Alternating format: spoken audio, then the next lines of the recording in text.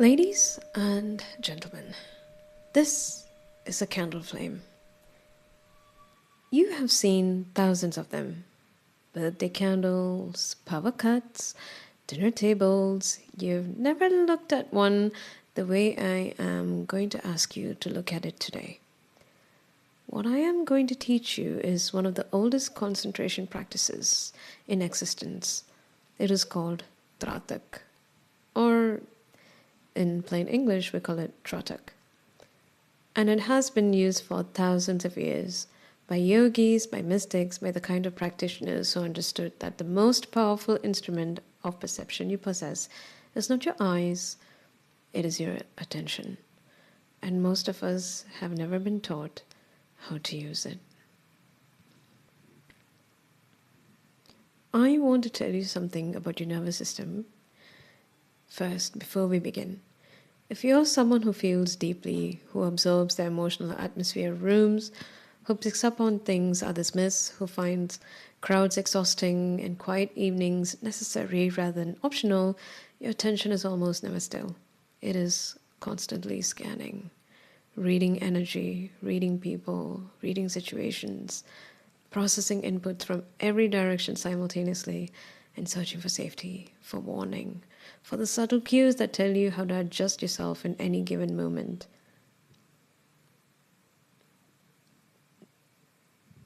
This is your gift, and it is also why you're tired in a way that sleep does not always fix. Tratak is the practice of taking that scattered, outward, moving attention and drawing it into a single point, not suppressing it, not shutting it down, gathering it the way you might gather scattered threads into one cord. When you hold your gaze steady on a fixed point at the flame, something remarkable begins to happen.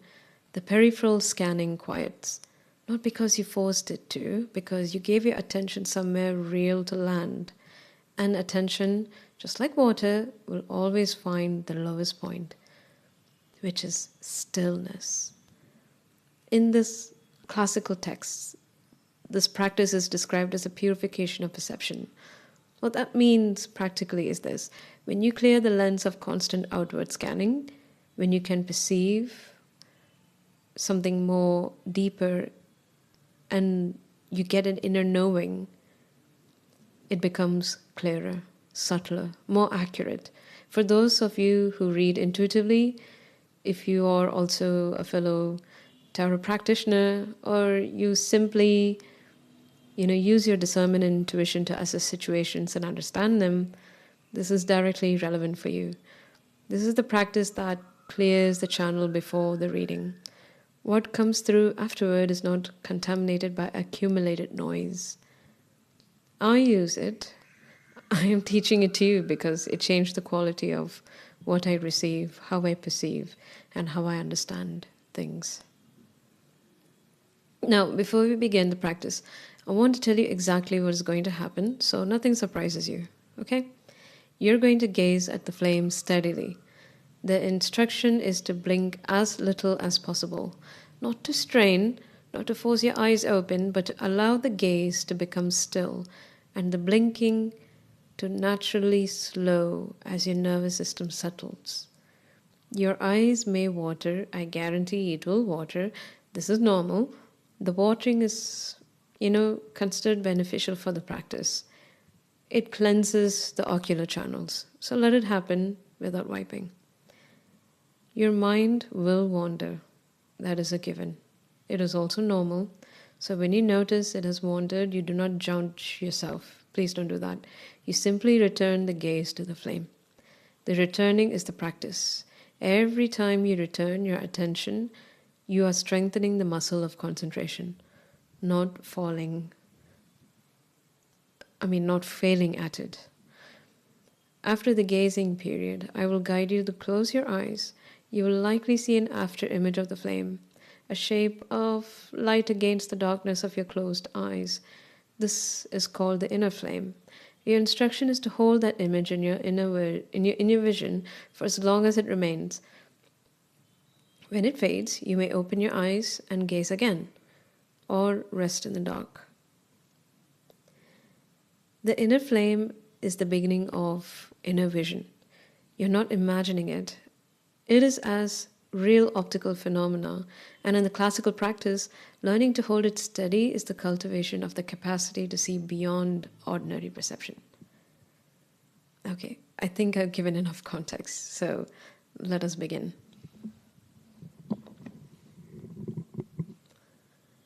Find a comfortable seated position. Spine upright but not rigid, shoulders nicely settled, jaw soft. Place the candle roughly at eye level if you can, or as close to it as your setup allows. You want to be able to gaze at the flame without tilting your head significantly up or down. Take 3 natural breaths, not performed breaths, just the next 3 breaths that your body was going to take anyway, received with full awareness. All right, here we go. In and out. In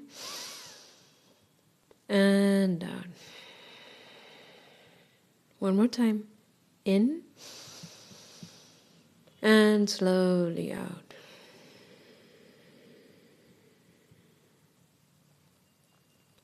Let your eyes find the flame now, not forcefully, simply allowing your gaze to rest there, as you might rest your hand on a surface, lightly without gripping. The flame is your only point of contact with the external world right now. Everything else in the room, the sounds, the thoughts, they exist at the periphery. You're not suppressing them.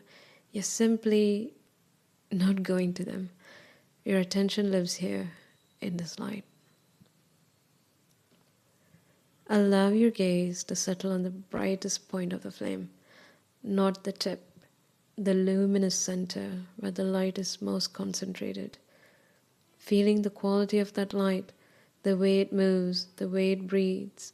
A flame is never completely still.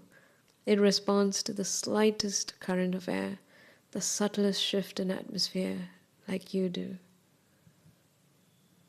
Let your blinking slow naturally. Do not force your eyes open. Simply notice when you're about to blink, and if you can pause there, that's fine, just for a moment before allowing it. Over time, the intervals between the blinks will lengthen on their own.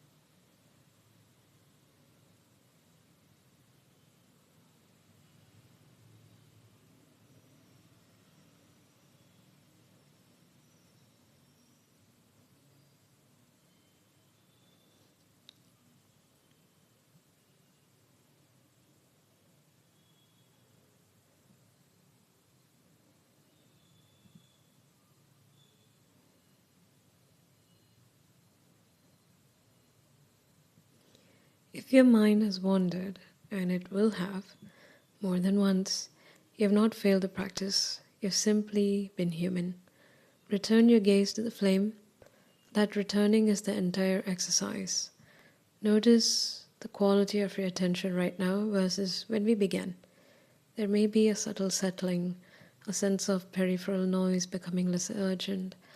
This is the parasympathetic system beginning to activate, the rest and restore state.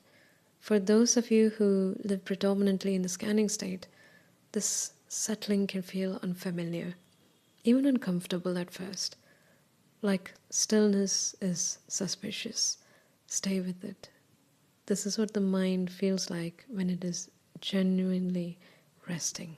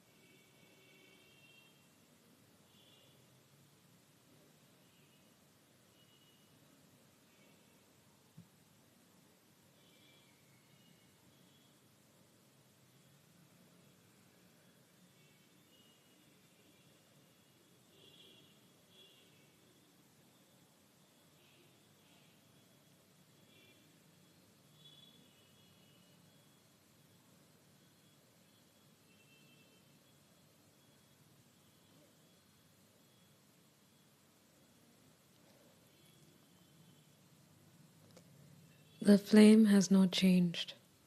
Your relationship to it has.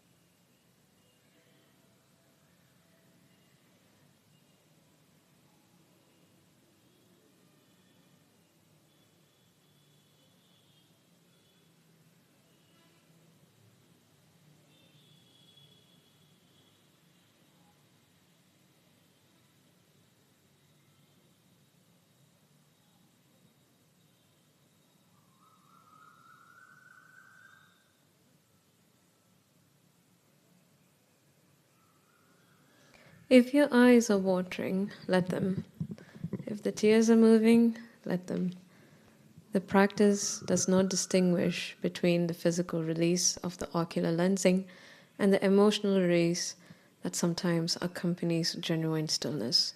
Both are welcome here. Both are the body doing exactly what it needs to do.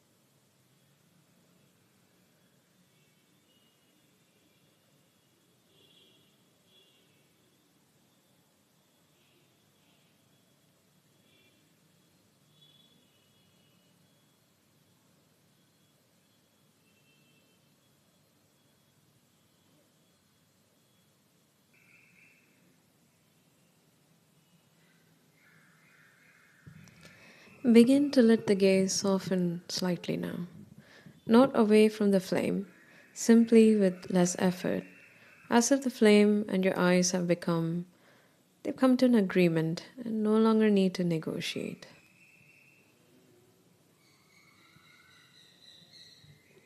When you feel ready, gently close your eyes. Look into the darkness of your closed eyes, not with effort, simply look. There may be an after image there, a shape of light, golden or bluish, or the inverse of the flame's color. It may be small, it may be vivid. Whatever it is, that is the inner flame. Your practice now is simply to hold it, not to stare at it aggressively, to hold it the way you held the outer flame. Lightly, with attention, but without grasping. Very good. As you hold it, it may shift. It may change color. It may grow or shrink or move. Let it do what it does.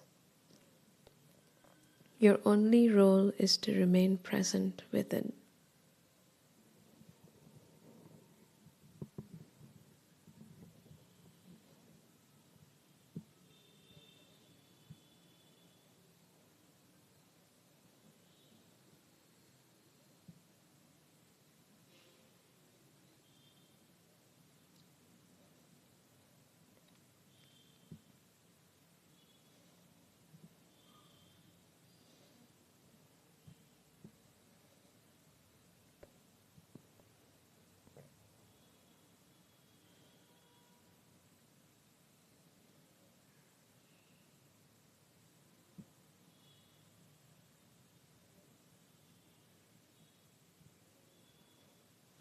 When it fades, and it will, naturally, do not chase it.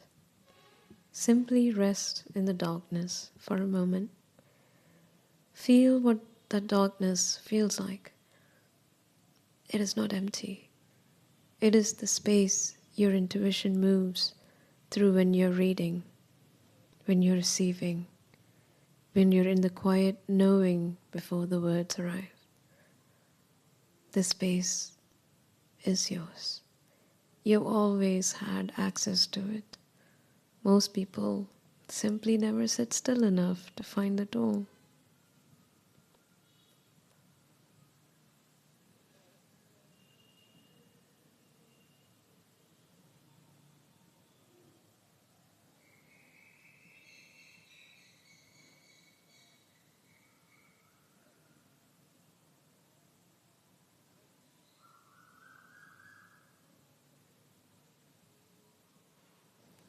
Gently begin to return. Feel your breath. Feel the weight of your body. Feel the room around you. When you're ready, open your eyes. Not hurrying, let them adjust. What you just did is one of the oldest practices in existence. You gathered your scattered attention into a single point. You held it there. You learned something about what your mind is capable of when it stops dividing itself between 100 inputs. This is a practice which means it develops with repetition. The first session gives you a taste. The 10th session gives you a tool. The 100th session gives you a different relationship with your own perception than most people ever experience. Personally, I practice this before readings, before significant decisions, before any moment where I need what comes through to be clean and clear rather than filtered through a lot of accumulated noise from the monkey mind. You begin with 10 minutes. You can begin with 5, actually. The amount matters less than the regularity. Once a week with full attention will do more than daily practice with a wandering mind. Trust me on that. The flame is still there. It has been there the whole time.